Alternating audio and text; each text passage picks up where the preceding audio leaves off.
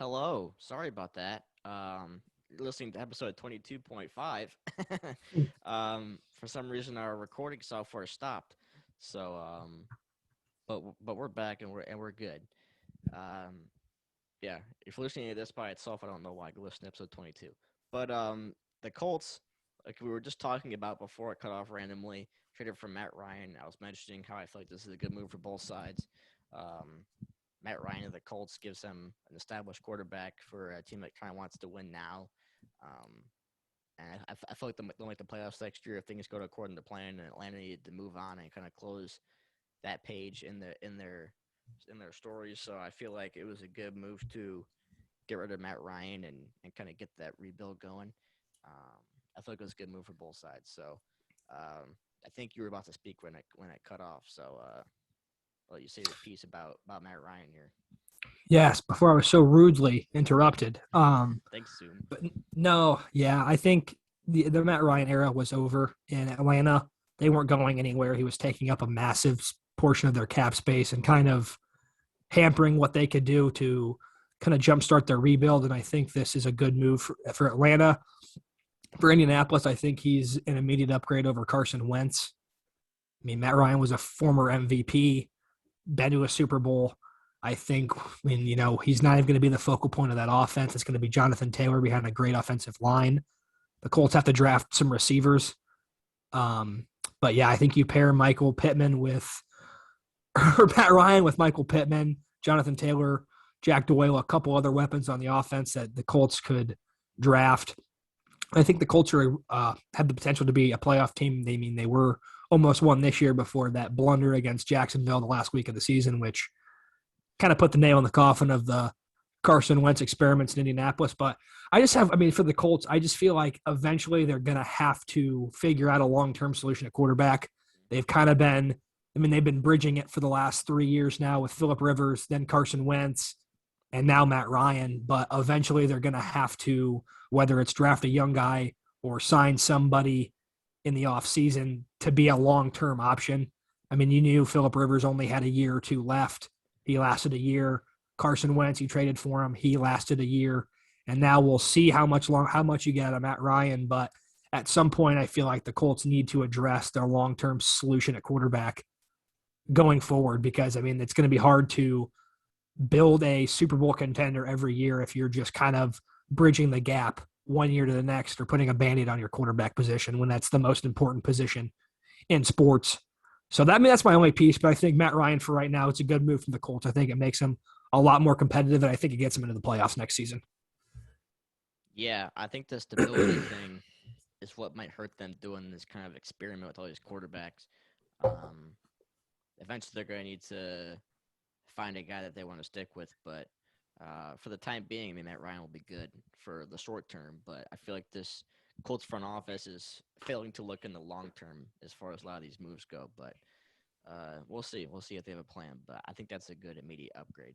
The Jaguars, who we just mentioned, talking about the Colts there, made a bunch of moves in free agency. They figured they're not going to give the other guys a bunch of time to grow and develop. They want to try and get some more wins now, and they went out and made some pretty big signings here. Christian Kirk was one of the top receivers on the market, signed for 4 years, 72 mil. I feel like it's Reach. a a bit of an overpay, but Trevor Lawrence didn't have a lot of weapons to begin with last year, so I think you can't be super upset about it. I do think it's an overpay. I think that contract will come to bite them in year 3 or 4, but as a time being, I think that it's a gamble the Jaguars are willing to take with the roster that they have right now.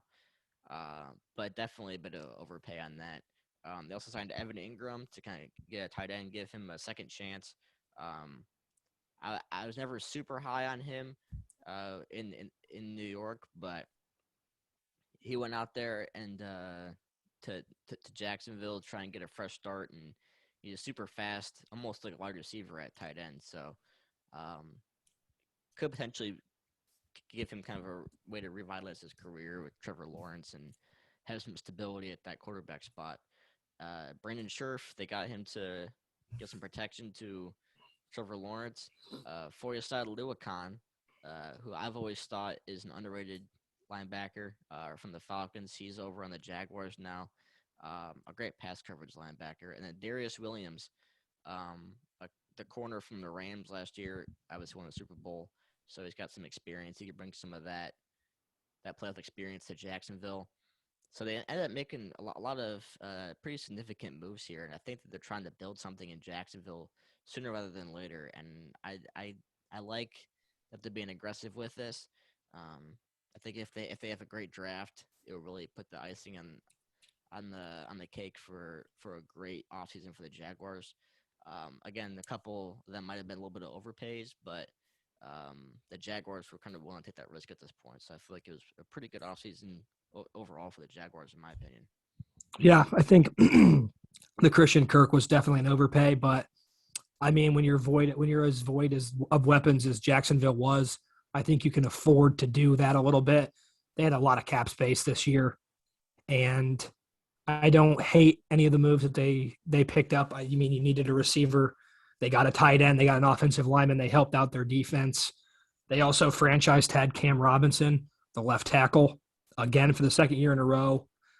So I was looking at the latest mock draft today from Mel Kiper, and he has them picking Hutchinson out of Michigan now that they did franchise tag Robinson instead of going offensive lineman. So looks like they're gonna get even more help to their defense.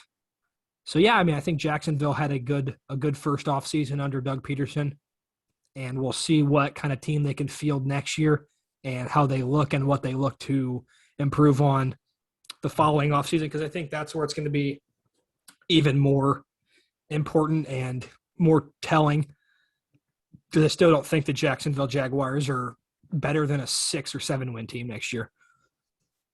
Yeah, I agree with that, but I think they're moving in the right direction. And as a Lions fan, I'm praying they don't take Hutchinson, but but yeah, we'll see. But yeah, some big moves for the Jaguars there. The Titans signed Austin Hooper to be their new tight end, but their big move was at wide receiver. They released Julio Jones, who was really beat up last year, wasn't really himself. I'm not sure how to feel about Julio Jones going forward. He's still a free agent at the time of this episode, and um, not sure. I feel like he's gonna be one of those guys like Odell, who is gonna try and go to one of these Super Bowl contending teams and fill a role, and then kind of bounce back from there. And Odell's also a free agent still too, so he's still out in the market. But Robert Woods, they traded with the Rams to get Robert Woods, traded a 6th-round pick. So the Rams, who we'll get to in a little bit, talking about their moves, they traded away Robert Woods, who was hurt last year for a majority of the season. He was great though when he was playing. I think this is a good move for the Titans to get them that more stability at the second receiver spot that Julio couldn't really give them. And I feel like if they can stay healthy, which was a big thing for them last year on offense, a lot of their offensive players were getting hurt, and they still ended up getting the 1 seed. So I think the Titans definitely still have something here going, and Robert Woods will add some more stability if they can all stay healthy. So wouldn't be too upset about the Titans making those moves. Yeah, nope, solid moves. They got more pass catchers for Ryan Tannehill. I still think the Titans' biggest problem is not with their weapons or defense. It's at quarterback. I think Tannehill's super limited. The defense did all they could do last year against Joe Burrow in the playoffs. Got 9 sacks, and your quarterback turned it over 3 times. Hard to overcome that. I think Ryan Tannehill is a super mediocre quarterback, honestly, just middle of the road.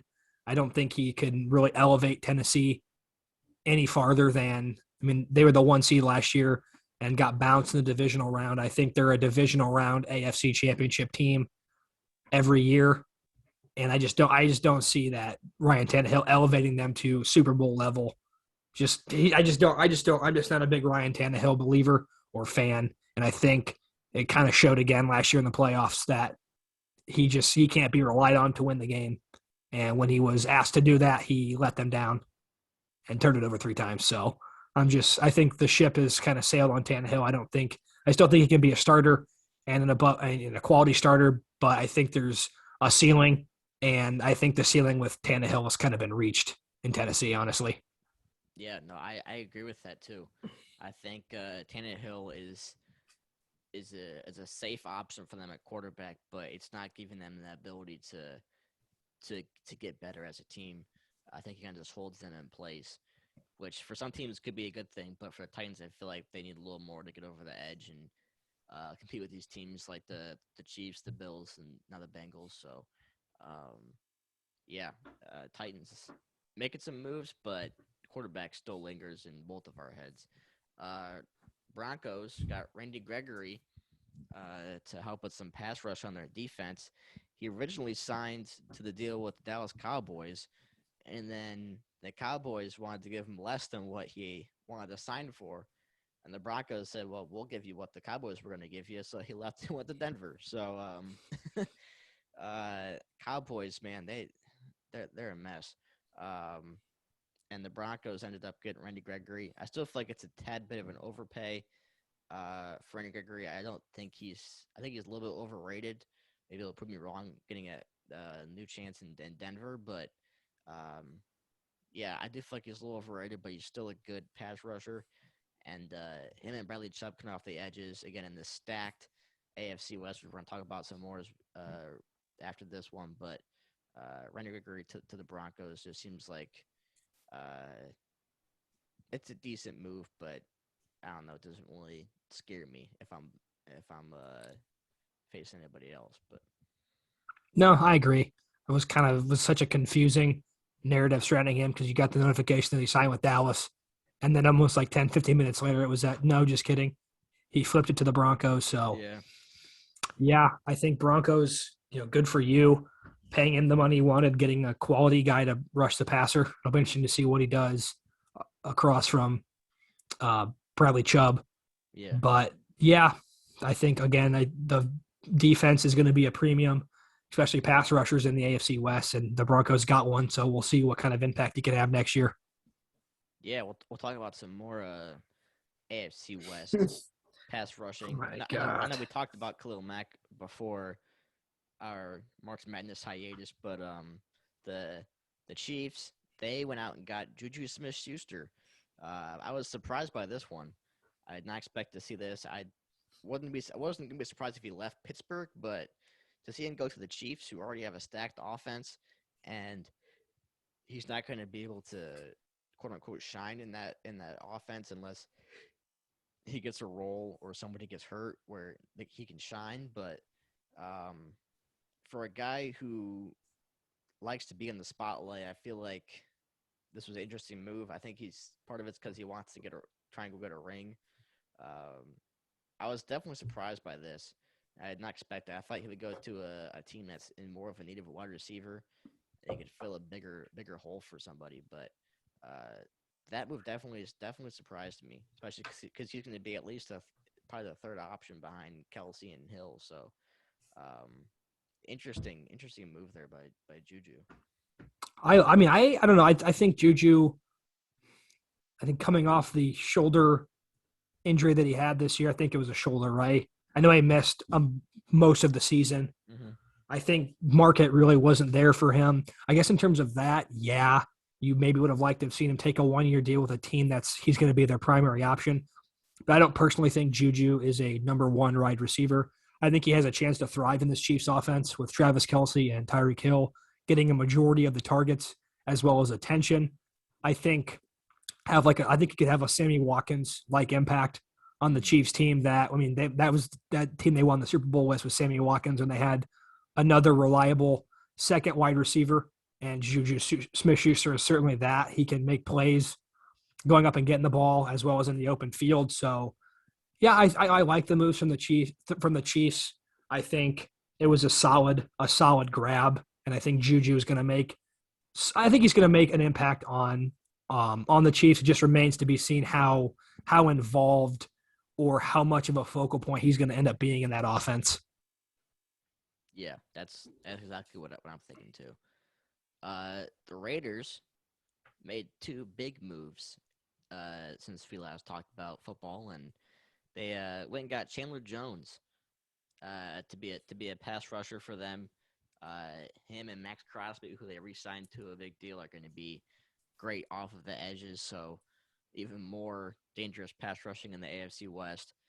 And their biggest move, which was definitely a shocker, was Devontae Adams traded to the Raiders for a first and a second round pick, both for this year. So the Packers will have this first and second for the Raiders this season. But Devontae Adams goes to the Las Vegas Raiders and signs a 5-year, $141 million deal, which for what he's making quarterback money as a wide receiver, I agree he's a top 3 receiver in the league, but that's big money to a wide receiver. Yeah. I like pairing him with Derek Carr, former college teammates at Fresno State. So they have some chemistry already there. The Raiders kind of realized they wanted to make a move to compete for a championship now. Um, they've kind of been lingering around this wild card situation, and I like them making these win now moves. But yeah, massive money for Devontae Adams. I don't necessarily agree with giving him that much money, but if that's what he's commanding and they were willing to give it to him, then so be it. But the Raiders definitely made 2 big splashes there to try and go win right now, and in that stacked AFC West, it's going to be tough every week. You got to play a division rival. So, but yeah, 2 massive moves here by the Raiders. Yeah, absolutely. And I think the Devontae Adams move, it comes after he was franchise tagged by the Packers and said he wasn't going to play under the franchise tag. And I think part of me after hearing, I know I heard today, I don't remember what show it was on, that Devontae Adams thanked the Packers organization, thanked his teammates, thanked the fans, but never said anything, at least that we know, to Aaron Rodgers directly. I wonder how much of this had to do with, one, Devontae Adams not getting fairly compensated in Green Bay and getting put under the franchise tag once again. And then the other part of it, knowing that Aaron Rodgers signed for a 3-year, $150 million extension. And when they're already in cap space, have cap space problems. And I feel like some of that money could have been used to sign Devontae and give him a fair slice. So I think maybe that had something to do with him getting a little bit upset, which, I mean, it would for me too. You're playing on the franchise tag again. Anything can happen on that 1-year deal. He could get hurt, something like that. Obviously, you don't hope that happens, but now he's got that long-term flexibility and financial stability with the Raiders. But I mean, I understand why he would be upset if that was actually the case. That's just kind of my conspiracy theory, if you will. But I think great move for the Raiders. They have legitimate weapons now. You pair Devontae Adams with Hunter Renfrow, who's a really good slot receiver. Darren Waller as a tight end, who really I think is honestly more of a wide receiver. He's ridiculous, but I mean, good for the Raiders. That the AFC West just continues to get talent, and it's easily by far now the best division in football. Oh yeah, and it's really not even close. Especially when the next team we're going to mention is the Chargers, who we already said got Khalil Mack, but they also signed J.C. Jackson from the Patriots, who was the best corner on the market. So another home run move by the Chargers, fixing up their defense. Yeah, I've heard a lot of things about Devontae Adams not wanting to stay in Green Bay, and he said that the Rodgers decision, or Rodgers made his decision to sign knowing that Devontae Adams was not going to stay. So I'm not sure what Rodgers who thinks he's going to throw to now, because he basically would throw to Devontae Adams every single play. But the Chargers, getting J.C. Jackson, who was second in the league last year, I believe, in interceptions behind Trayvon Diggs, and who I think had the best year as a corner last season. It was a home run signing for the Chargers, who needed defensive help, especially in the secondary corner, and you couldn't have got anybody better in this year's free agency market or trade market than J.C. Jackson. So Chargers, just like the other teams here in the AFC West, are going all in this season. And, I mean, one of these teams is going to have to be disappointed with how they finished this year. So it's going to be interesting to see which one of those ends up being, because all 4 of these teams look like they're playoff teams. But someone's gonna have to lose these games eventually. So I mean, Chargers make I think a division winner in that division realistically is going to go 5-3. I mean, mhm. like 4-4 or 5-3. I cannot see any of these teams winning, going 6-2, 7-1. Certainly not undefeated in this division. It's ridiculous.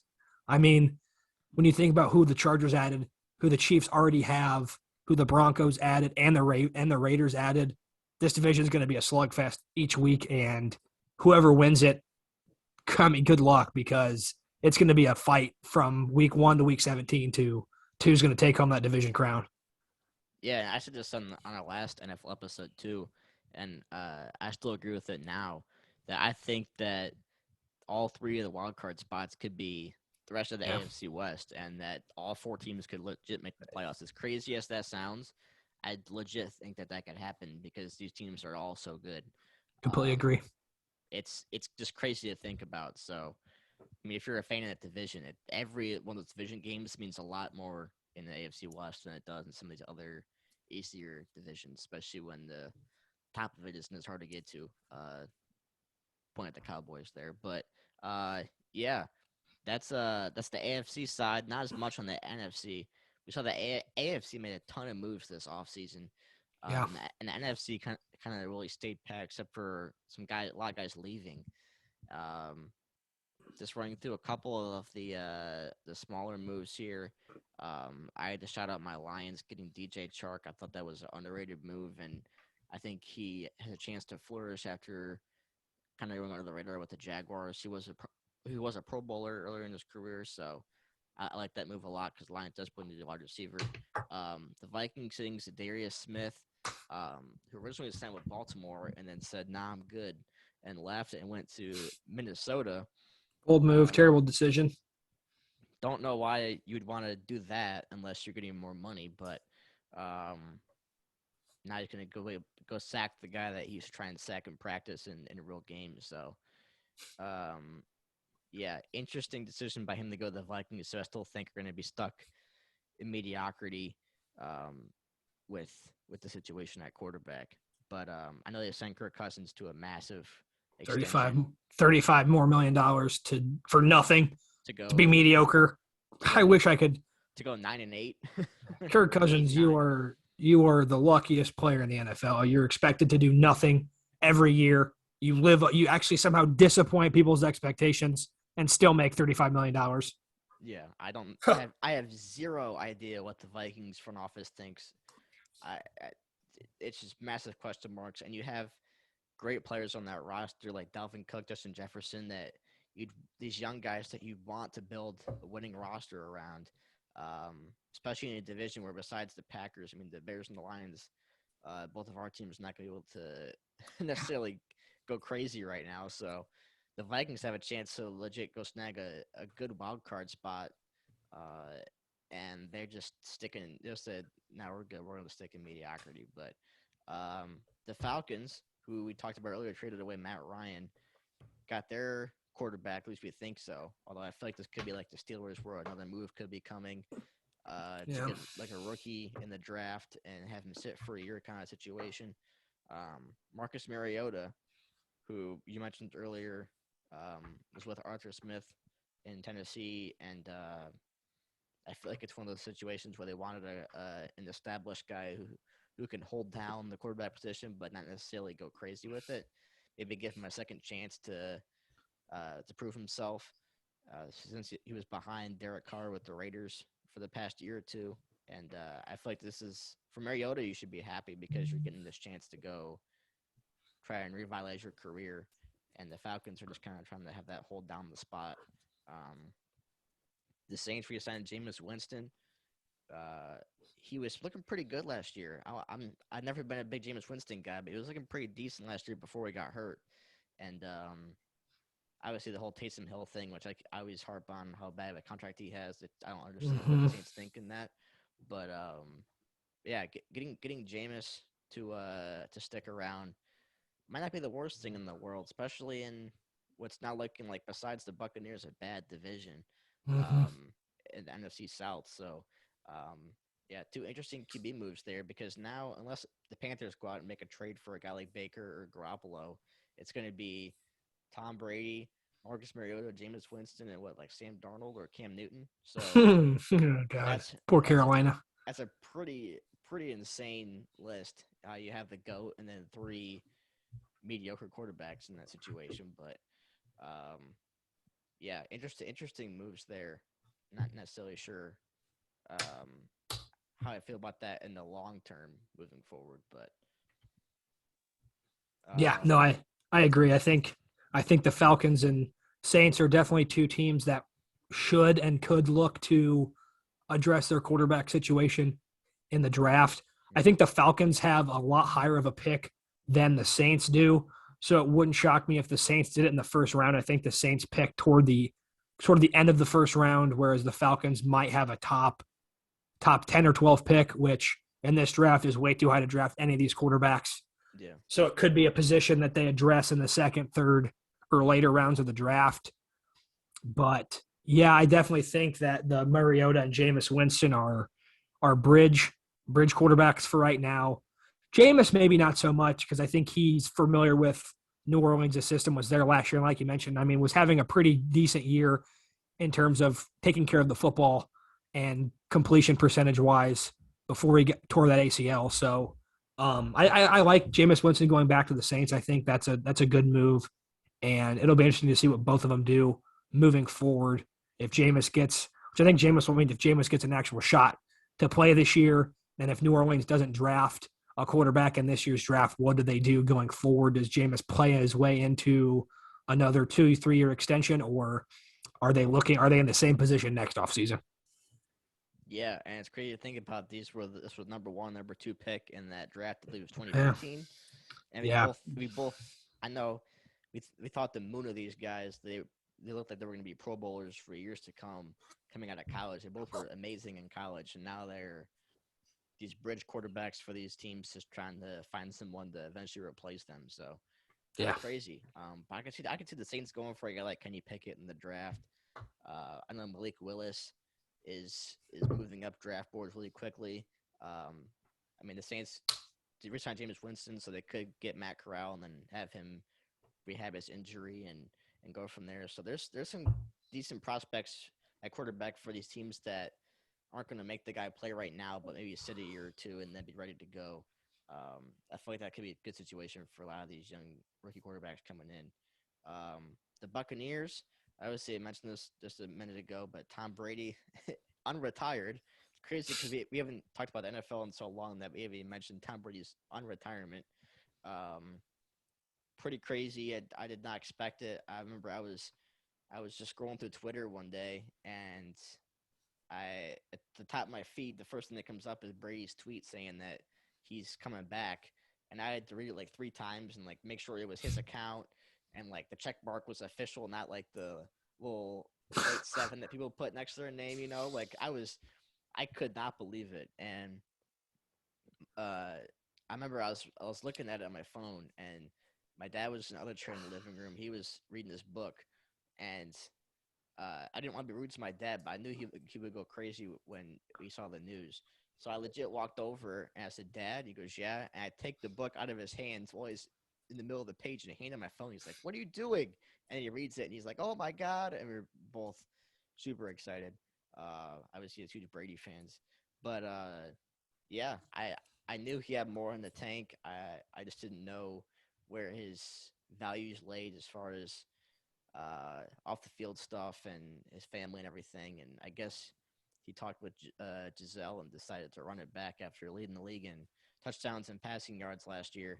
I mean, definitely hasn't declined that much. So the Bucks definitely avoided being stuck in this QB mess that everyone's going through right now, looking for quarterbacks, and they brought the GOAT back. So I'm super excited to see him play another season at least. But he'll be 45 by the time that season wraps up, which is kind of crazy to think about. But then once that happened, the Buccaneers kind of said, we're going to go back to the all-in mode and try and win right now, as they should. Just today, they re-signed Leonard Fournette, who has been doing great in Tampa Bay. He was starting to decline a little bit when he was in Jacksonville, and then Tampa Bay. He's really turned it on with Tom Brady, and they've been they've been a great connection. I remember I went to the Buccaneers Colts game last November, and I wanted to see Brady just throw some lasers, and then Fournette had like 4 touchdowns in the game. So he's he's still a legit running back, and I feel like he was a good signing there. They traded for Shaq Mason from the Patriots. So obviously, some experience with Tom Brady there. A fifth-round pick, so all they had to send back to get a good offensive lineman. They lost Kappa to the Bengals in free agency, so they were happy to get Shaq Mason back with Tom Brady, but just in a different city. And they got another one of Brady's old teammates, Logan Ryan, to help out in their secondary, who they've had a lot of problems in their secondary with injuries. Murphy Yeah. Bunson was out for a lot last year, and they've been having guys getting banged up, so they had to bring in Sherman to kind of help them out.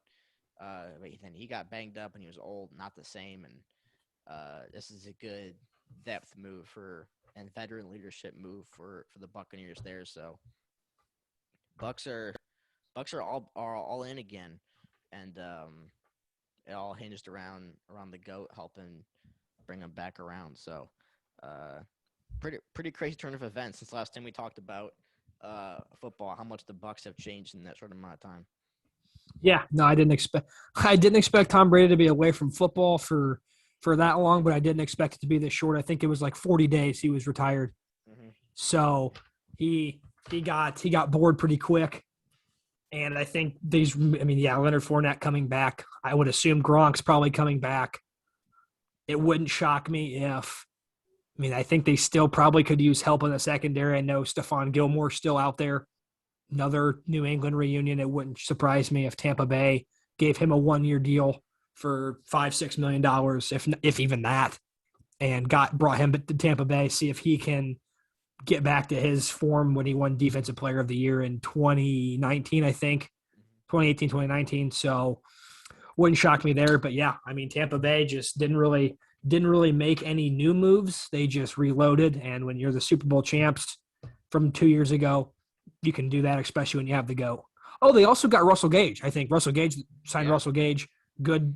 Almost forgot about that. And they got a contract done with Godwin. So I guess they did add a little bit. They got a pretty good receiver in Russell Gage. I think Tampa Bay's receiving core kind of let Tom Brady down, which understandably so when you lose Godwin at the end of the season.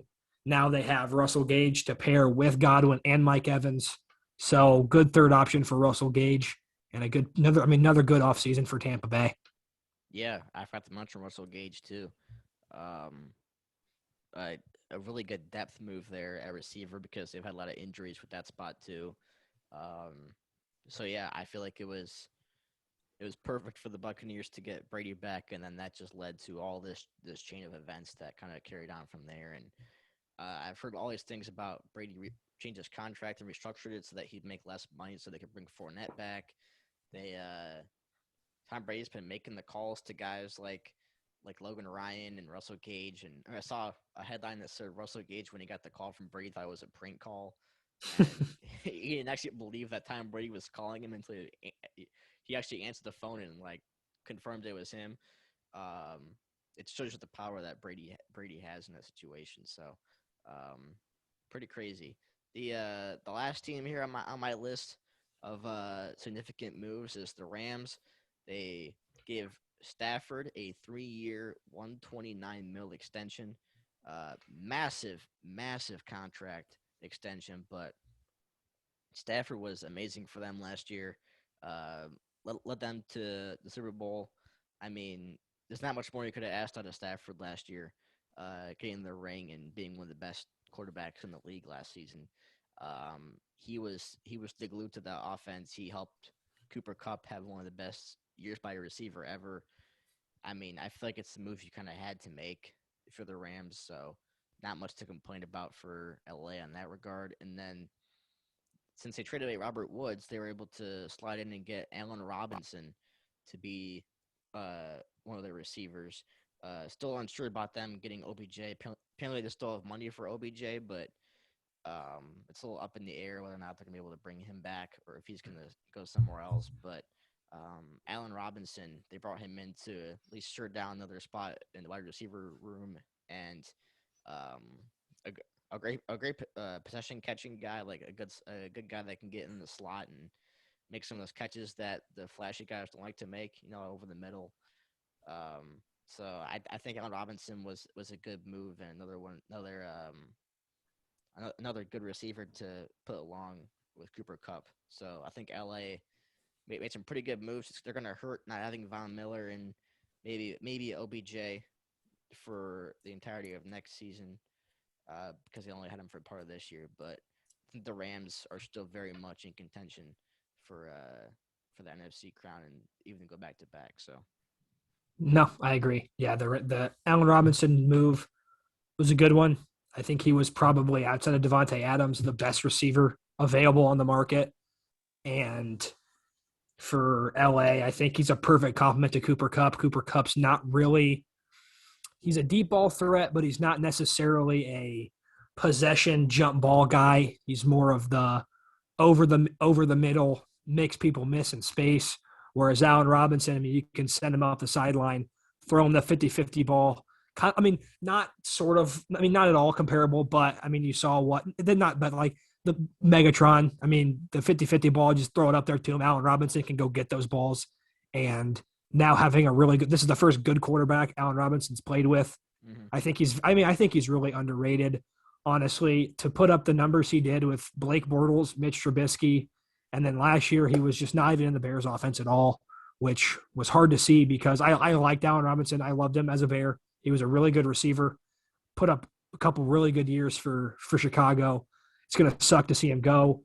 But LA's getting good player, great signing by Les Snead and the Rams. I think he's a perfect complement to Cooper Kupp. And if and when they get OBJ back, whether they sign him or not, and then he's going to have to return from this injury. So who knows how long that's going to be. But I think the three of them together, that's a pretty scary wide receiver room. Even Allen Robinson and Cooper Kupp alone is pretty scary. But the Rams just continue to stockpile weapons, and good for them. I think they're still in win now mode, even though they got one. But with as much as you gave up for Stafford and then Von Miller would only be a 1 year rental, I think they're still in win mode. And the NFC still is going to run through them this year until someone proves that they can beat them. But that's going to be a tough task. The Rams are really good. Yeah, and even though they lost a couple of big names, they're still a really solid team. Yeah, I mean, so. Whitworth did retire on the offensive line, but I'm fairly positive they signed his backup, who was still a really good player. So they really didn't lose anybody other than Robert Woods, who was hurt, and Von Miller, who was hurt, and that corner to the Darius Williams to Jaguars. Yeah. But you can not Whitworth so much because Whitworth's a Hall of Famer, and you're not going to find a talent like that likely guaranteed. But they can find replacements at receiver and corner, and then the secondary for the guys they lost there, and they'll use their picks smart. I mean, the Rams are a good organization, and they have a plan, I'm sure. And it's hard to feel bad for them when they just won the Super Bowl and we're making all these moves. So I think the Rams will be just fine. And again, I think, like I just said, the NFC and the NFL really is going to run through LA until someone proves that they are better than them and can beat them. So yeah, I think the Rams have all the potential to be right back in the Super Bowl next year. Yeah, especially in an NFC that really didn't improve all that much, honestly. Aside from the Buccaneers getting Tom Brady back, I think Green Bay's remarkably worse, losing Devontae Adams and losing a couple of players that they did on their defense. Mm-hmm. Minnesota's still a mess. New Orleans is still a mess. Who knows what's going to happen with Garoppolo and San Francisco? The Cardinals have a whole bunch of drama with Kyler Murray. They lost Chandler Jones on their defense. They lost Christian Kirk. So I think the NFC is as wide open as it's been in a couple of years, and I really think that the Rams have a legitimately really good shot at going back to back in terms of Super Bowl appearances, at least this year. Yeah, I think we could see a Rams Bucks NFC Championship. I feel like that's a pretty good safe bet to do if you're a betting man. But the AFC definitely got a lot stronger than NFC over this offseason, and it's become super apparent. So, um, but yeah, was there anything I missed in this giant list of things that you wanted to mention? Uh, Other than the Raiders trading Yannick Ngakoue to the Colts, Mm. I mean, that's another decent move. Helps the Colts D line. And then the Bears, kind of a weird situation. They signed Ogunjobi to that contract, and then like 2 days ago he failed the physical, and now he can't play Mm. for the Bears, so we just didn't re-sign him or didn't end up signing him. So interesting there, but I mean I think we really covered all the big ones that are gonna that people will have seen or at least heard about. So yeah, I mean, I think we covered a lot of the bases. There was a lot to cover, so I think we hit it for the most part. Yeah, this was a mega episode, and Massive. You guys are welcome. yeah, this is a lot of content. Some of it a little more outdated than the other people on here, but um, yeah, I'm not sure if this is probably gonna end up as the two-parter because of the recording software messing up. But it's yeah, I'm glad we finally got to sit down and go over all this stuff, both baseball and football, that we've missed over the time because lots gone down. So it's good to touch base on it and give our opinions. So um, we have that part of our slate cleaned off for now until I'm sure like in an hour something crazy will happen and we totally missed it. But um, yeah, was there anything else just in general that you wanted to mention? Or we feeling pretty good? No, I feel good. I still reeling from my March Madness L's that I've taken all weekend, but we'll get there. Still plenty of time to turn that bracket around. Not really. No way I finish higher than fifth in our challenge, but we'll see. We'll see if we can get some points, build a little bit of positive momentum, and feel good. But as long as the games are good, I can I can enjoy it knowing that I am a moron and I'm a horrible bracket predictor. So if anybody has any suggestions next year, please go ahead, send them directly to me. I need all the help I can get. If there's a bracket class out there, I'll pay the money. I need to take it. So Yeah, I think there's a lot of people that need to do that. I think I would need to get some of those lessons as well because I thanks, feel man. like it's Bad. a lot of people. Well, at least in my family, everyone in my family does a bracket, and some of us know a lot more about basketball than other ones. And I feel like I'm always at the bottom, and people that don't know anything about basketball are always at the top. So that's why it's called March Madness. But yeah, we'll definitely be back. I think we're thinking about possibly doing an episode tomorrow if things align right. Not 100% confirmed, but we're thinking about it. We got a fun idea. It'll be a lot shorter of an episode than this. I'll guarantee you that. But but just maybe a little fun idea. We'll see if we'll do that or tomorrow or next week, depending on what's going on. But um, yeah. Other than that, thank you everyone for listening or watching to this mega episode, two-parter of the Shoulda Gone Pro podcast. This was episode 22 and 22 and a half. Make sure to follow us on Instagram and Twitter at GoneProPod. At GoneProPod. Especially Twitter, we post more on there and see when we post new episodes, stuff like that. I'm sure some of the loyal listeners have kind of gotten the sense of our schedule by now, but for the most part, make sure you follow us on there to stay updated. Um, if I don't know if we might talk tomorrow, but if we don't, good luck with your brackets the rest of the way. Enjoy some basketball. Um, I know we got the NBA's winding down their regular season, so stuff's getting a little more intense with the playoff races there. So we'll dive into that a little bit, especially after March Madness is over. So a lot of good stuff coming our way. And we've had a lot of stuff recently, so good time to be a sports fan, that's for sure. But hey, thank you everyone for listening. We appreciate it, and we'll see you later.